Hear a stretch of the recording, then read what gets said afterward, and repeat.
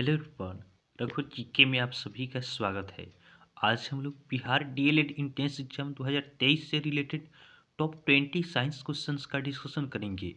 यह हमारा साइंस का थर्ड प्रैक्टिस सेशन है, तो आप वीडियो को लास्ट तक देखें और वीडियो पसंद है तो चैनल को सब्सक्राइब जरूर करें ताकि आगे आने वाले क्लास का नोटिफिकेशन आपको मिलता रहे। तो चलिए आज का क्लास हम स्टार्ट करते हैं। हमारा फर्स्ट क्वेश्चन है, ऐसे तत्व जिनमें धातु और अधातु दोनों के गुण पाए जाते हैं कहलाते हैं। तो ऐसे तत्व को क्या कहते हैं जिनमें धातु और अधातु दोनों के गुण पाए जाते हैं? तो इस प्रश्न का हमारा सही उत्तर होगा ऑप्शन सी, मिश्र धातु। तो ऐसे तत्व जिनमें धातु और अधातु इन दोनों के गुण पाए जाते हैं उसे मिश्र धातु कहा जाता है। मिश्र धातु का आपका एग्जाम्पल हो जाएगा इस्पात हो गया, कांसा हो गया। नेक्स्ट क्वेश्चन है, निम्नलिखित में से कौन धातु होते हुए भी विद्युत का कुचालक है? इनमें से कौन सा आपका धातु होते हुए भी विद्युत का कुचालक है? ऑप्शन ए हमारा टीन है, ऑप्शन बी में है कॉपर, सी में है लेड और ऑप्शन डी में है निकेल। तो लेड जो आपका है यह आपका धातु होते हुए भी विद्युत का कुचालक होता है। ऑप्शन सी हमारा सही आंसर होगा।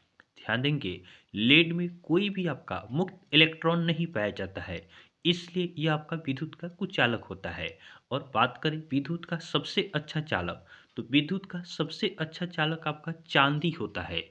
नेक्स्ट क्वेश्चन को देखते हैं, पदार्थ की चतुर्थ अवस्था है, पदार्थ की चौथी अवस्था कौन होती है? तो हम जानते हैं कि पदार्थ की तीन अवस्था तो सब कोई जानता है कि ठोस होता है, द्रव्य होता है और गैस होता है, लेकिन पदार्थ की चौथी अवस्था यह आपका प्लाज्मा होता है। तो ऑप्शन डी हमारा सही आंसर होगा। ध्यान देंगे, प्लाज्मा गैसीय अवस्था ही है लेकिन यह आयनित होती है। नेक्स्ट क्वेश्चन है, हीरा है, तो हीरा अर्थात डायमंड यह क्या है? तो इस प्रश्न का सही उत्तर होगा ऑप्शन ए, हीरा आपका एक तत्व है। और हीरा क्या है? हीरा आपका एक अधातु है और हीरा रासायनिक रूप से कार्बन का शुद्धतम रूप है। हीरा क्या है? यह कार्बन का शुद्धतम रूप होता है। और हीरा आपका ऊष्मा और विद्युत दोनों का कुचालक होता है। हीरा आपका क्या होता है? ऊष्मा और विद्युत इन दोनों का कुचालक होता है। नेक्स्ट क्वेश्चन है, निम्नलिखित में से कौन एक अस्थायी कण है? अस्थायी कण इनमें से किसको कहेंगे? इलेक्ट्रॉन को कहेंगे, प्रोटॉन को कहेंगे या न्यूट्रॉन को कहेंगे? तो न्यूट्रॉन को आपका अस्थायी कण कहा जाता है। ऑप्शन सी हमारा सही आंसर होगा। ध्यान देंगे, न्यूट्रॉन का हम द्रव्यमान की बात करें तो न्यूट्रॉन का द्रव्यमान आपका होता है 1.67 इंटू 10⁻⁻27 kg होता है। न्यूट्रॉन का द्रव्यमान कितना होता है? तो न्यूट्रॉन का द्रव्यमान 1.67 इंटू 10⁻⁻27 kg होता है। न्यूट्रॉन क्या होता है? न्यूट्रॉन आपका विद्युत उदासीन होता है। क्या होता है? उदासीन होता है। उसके बाद न्यूट्रॉन पर कोई चार्ज नहीं होता। न्यूट्रॉन परमाणु के केंद्र में पाए जाते हैं। कहाँ पाए जाते हैं? न्यूट्रॉन ये आपका परमाणु के केंद्र में पाए जाते हैं। तो न्यूट्रॉन से रिलेटेड आपका 3-4 पॉइंट है, इसको आप ध्यान रखेंगे। नेक्स्ट क्वेश्चन है, निम्नलिखित में से कौन सा एक किसी तत्व के परमाणु क्रमांक को सबसे सही निर्धारित करता है? तो किसी तत्व का आपका परमाणु क्रमांक को सबसे अच्छे तरीके से निर्धारित कौन करता है? तो इस प्रश्न का हमारा सही उत्तर होगा ऑप्शन ए, प्रोटॉन की संख्या। तो प्रोटॉन की संख्या क्या करता है? यह आपका किसी तत्व के परमाणु क्रमांक को सबसे सही तरीके से निर्धारित करता है। ध्यान देंगे, किसी तत्व का परमाणु क्रमांक उसके तत्व के नाभिक में स्थित प्रोटॉनों की संख्या के बराबर होता है। तो परमाणु क्रमांक यह किसके बराबर होता है? तो आपका जो तत्व होता है इसके परमाणु में स्थित आपका परमाणु के जो केंद्र में स्थित प्रोटॉन होता है इसकी संख्या के बराबर होता है। नेक्स्ट क्वेश्चन को देखते हैं। अगला प्रश्न है, परमाणु में कौन से मूलकण समान संख्या में स्थित होते हैं?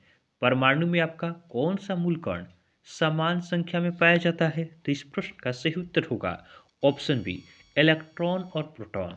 इलेक्ट्रॉन और प्रोटॉन क्या होते हैं? परमाणु में समान संख्या में पाए जाते हैं। इसी कारण क्या होता है, जो परमाणु आपका होता है वह आपका उदासीन होता है। उदासीन क्यों होता है? क्योंकि परमाणु में इलेक्ट्रॉन और प्रोटॉन इन दोनों की संख्या समान होती है। और हम जानते हैं कि इलेक्ट्रॉन में क्या होता है? निगेटिव चार्ज होता है और प्रोटॉन में क्या होता है? पॉजिटिव चार्ज होता है। तो नेगेटिव चार्ज और पॉजिटिव चार्ज दोनों में होता है और दोनों की संख्या समान होती है, इसलिए क्या होता है, परमाणु आपका उदासीन होता है। नेक्स्ट क्वेश्चन हमारा है, इलेक्ट्रॉन की खोज किसने की थी? इलेक्ट्रॉन की खोज किसने की थी? तो इलेक्ट्रॉन की खोज यह आपका थॉमस द्वारा किया गया। किसके द्वारा? थॉमसन द्वारा किया गया। ऑप्शन ए हमारा सही आंसर होगा कि इलेक्ट्रॉन की खोज आपका थॉमसन द्वारा किया गया। कब किया गया? तो यह आपका 1897 में किया गया। कब किया गया? तो 1897। इस समय आपका थॉमसन द्वारा इलेक्ट्रॉन की खोज की गई। और बात करें इलेक्ट्रॉन की चार्ज की, तो इलेक्ट्रॉन का चार्ज कितना होता है? तो इलेक्ट्रॉन का चार्ज आपका होता है -1.6 इंटू 10⁻⁻19 कूलम। क्या होता है? -1.6 इंटू 10⁻⁻19 कूलम आपका इलेक्ट्रॉन का चार्ज होता है। और बात करें प्रोटॉन की खोज किसने की थी? तो प्रोटॉन की खोज यह आपका गोल्ड स्टीन द्वारा की गया था। और न्यूट्रॉन की खोज किसने की थी? तो न्यूट्रॉन की खोज जेम्स चैडविक ने की। तो आप तीनों को ध्यान रखेंगे कि इलेक्ट्रॉन की खोज थॉमसन ने की थी, उसके बाद प्रोटॉन की खोज गोल्ड स्टीन ने की और न्यूट्रॉन की खोज आपका जेम्स चैडविक ने की थी। नेक्स्ट क्वेश्चन को देखते हैं। अगला प्रश्न है, निम्नलिखित में से किस परमाणु के नाभिक में न्यूट्रॉन नहीं होता है? निम्नलिखित में से किन परमाणु के नाभिक में न्यूट्रॉन नहीं होता है? तो न्यूट्रॉन किस में नहीं पाया जाता है? तो इस प्रश्न का सही उत्तर होगा ऑप्शन बी, हाइड्रोजन। हाइड्रोजन में आपका न्यूट्रॉन नहीं पाया जाता है, इसमें केवल इलेक्ट्रॉन और प्रोटॉन होते हैं। हाइड्रोजन में आपका इलेक्ट्रॉन होता है और आपका प्रोटॉन होता है, इसमें न्यूट्रॉन नहीं होता है। नेक्स्ट क्वेश्चन है, द्रव्यमान संख्या किसका योग होता है? द्रव्यमान संख्या यह किसका योग होता है? तो द्रव्यमान संख्या यह आपका प्रोटॉन और न्यूट्रॉन इन दोनों का योग होता है। ध्यान देंगे, द्रव्यमान संख्या यह किसी परमाणु के नाभिक में स्थित प्रोटॉन तथा न्यूट्रॉन की संख्या के योग के आपका दर्शाता है। नेक्स्ट क्वेश्चन को देखते हैं। अगला हमारा प्रश्न है, किसी तत्व के रासायनिक गुण निम्न में से कौन तय करता है? कोई भी आपका तत्व हो गया, इसका रासायनिक गुण कौन तय करता है? तो यह आपका इलेक्ट्रॉनों की संख्या द्वारा तय की जाती है। ऑप्शन बी हमारा सही आंसर होगा। कोई भी आपका तत्व हो गया, इसका आपका रासायनिक गुण इलेक्ट्रॉनों की संख्या द्वारा तय की जाती है। नेक्स्ट क्वेश्चन है, किसी परमाणु के बाह्यतम कक्षा में कितने इलेक्ट्रॉन रह सकते हैं? कोई भी आपका परमाणु हो, इसके बाहरी कक्षा में कितने इलेक्ट्रॉन रह सकते हैं? तो आपका अधिकतम 8 इलेक्ट्रॉन रह सकता है। ऑप्शन बी हमारा सही आंसर होगा।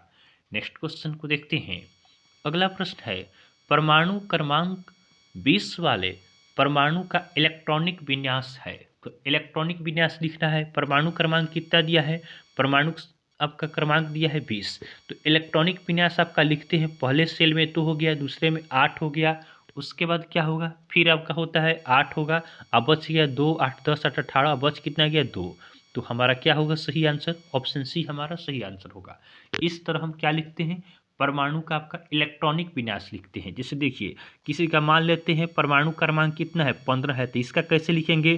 तो 2 8 10 हो गया, और उसके बाद तो 8 होता है, लेकिन यहाँ पे 5 बचा है, तो 5 हो गया। अगर किसी का आपका 8 है परमाणु क्रमांक, तो इसको कैसे लिखेंगे? 2 और 6, इस तरह लिखा जाता है।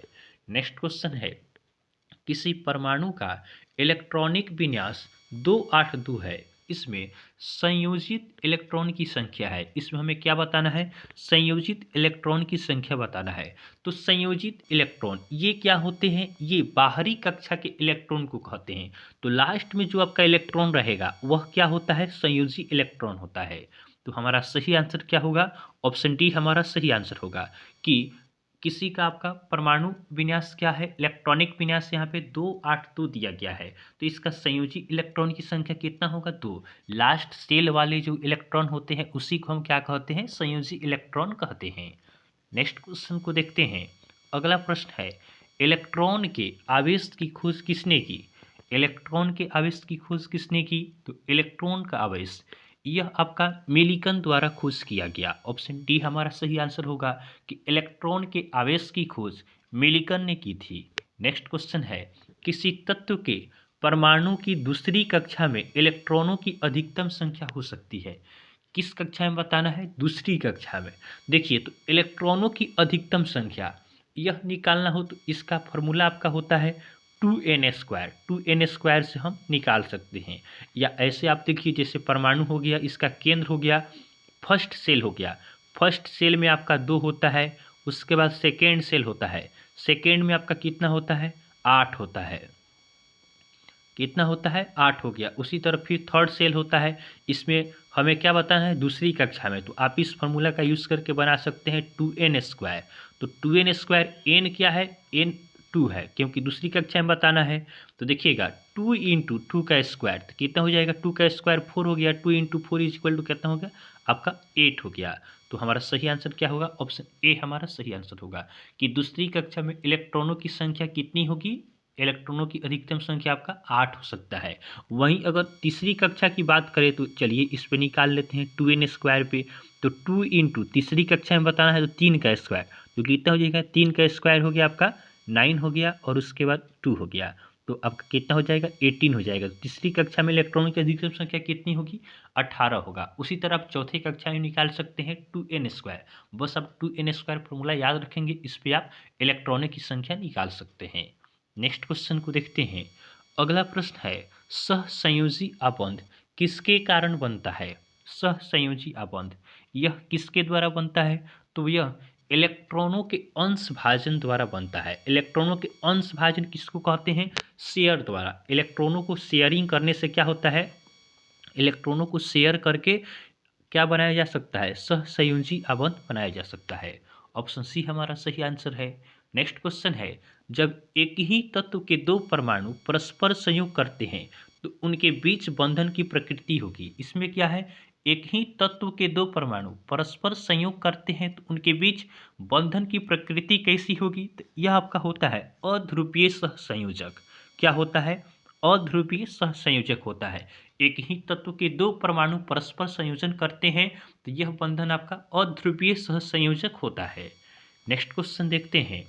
अगला प्रश्न है, जल के अधिक क्वथनांक का कारण है। तो जल का क्वथनांक आपका क्या होता है? अधिक होता है। इसका कारण क्या है? तो इसका कारण आपका होता है जल के अणुओं में हाइड्रोजन आबंध। क्या होता है? जल के अणुओं में हाइड्रोजन के आबंध के कारण क्या होता है? जल का क्वथनांक अधिक होता है। आज का हमारा लास्ट क्वेश्चन है, निम्नलिखित में से कौन सा एक सहसंयोजक यौगिक है? कौन सा एक आपका सहसंयोजक यौगिक है इसमें से? तो इसमें से आपका हो जाएगा कार्बन टेट्राक्लोराइड। क्या होगा? ऑप्शन डी हमारा सही आंसर होगा कि कार्बन टेट्राक्लोराइड यह आपका सहसंयोजक यौगिक है। कार्बन टेट्राक्लोराइड इसका अणुसूत्र क्या होता है?